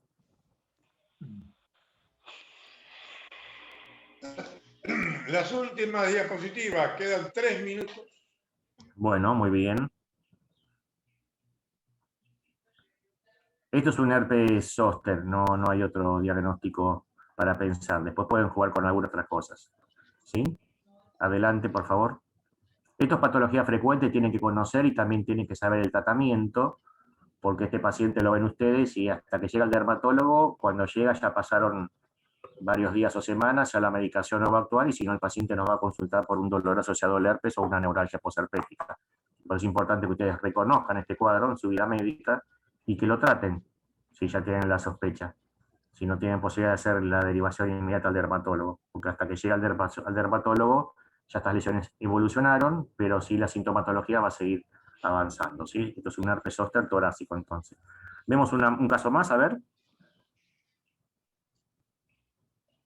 Cuando tiene el compromiso ocular, eso es una urgencia dermatológica, al oftalmólogo, por favor. Bueno, y acá vemos esta persona que tiene en el labio, en la mucosa del labio y en la piel estas lesiones. A ver, vamos a... ¿Quién no ha participado? ¿Mauro está por ahí? Sí, profe, acá estoy. ¿Cómo estás? Buen día. Todo bien. Buen día. Bueno, a ver. Yo ¿Qué describo te esta parece lesión esta como... lesión? Es una lesión en el labio superior, se ven como vesículas acumuladas también, que puede ser compatible con un herpes simple, por la ubicación, digo. Es en una base eritematosa y vesículas acminadas, no acumuladas, no que se acumularon, sino se juntaron. Pero entendí el concepto, perfecto. ¿Alguien piensa otra cosa?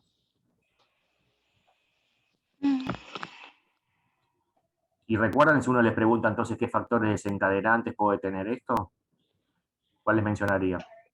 La luz UV, El el estrés, consumo de alimentos ácidos.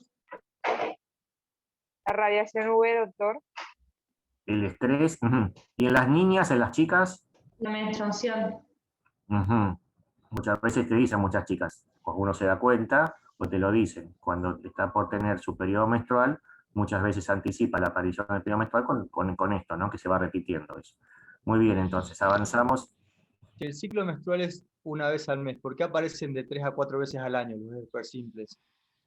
Pero porque puede aparecer, porque el virus está acantonado y ustedes pueden tener eso, después volver a mirar la clase, ustedes tienen la primoinfección, o sea, el primer episodio, ahí ese virus ya queda acantonado en el ganglio dorsal y frente a distintos estímulos, como mencionamos recién, el virus puede volver a aparecer. Y bueno, si menstrua todos los meses, puede que tenga un episodio, no es obligatorio que si tiene 12 menstruaciones tenga 12 herpes, puede saltear alguno porque es la naturaleza del virus. No es porque no tiene, la menstruación lo que hace es baja un poco las defensas, produce un poco de anemia y eso entonces, y a veces se acompaña algo de estrés, y eso hace que el herpes, que estaba ahí dormidito y contenido, bueno, se exprese. No sé si te contesté, no sé quién había preguntado porque no lo vi. Pero, porque... Agustín había preguntado. Porque, y esto lo digo con todo respeto, ¿no? Que lo que yo pude ver en dermatología, que en muchas cosas se dice que no se sabe la etiología o el rango etario es como que es o niños o adolescentes o adultos. Y en este caso el herpes zóster es muy científico. Yo lo que he preguntado, a todo el mundo le aparece entre 3 y 4 veces al año. Es como que es un dato muy, muy exacto. Pero hablamos de herpes simple, no de herpes zóster. El herpes zóster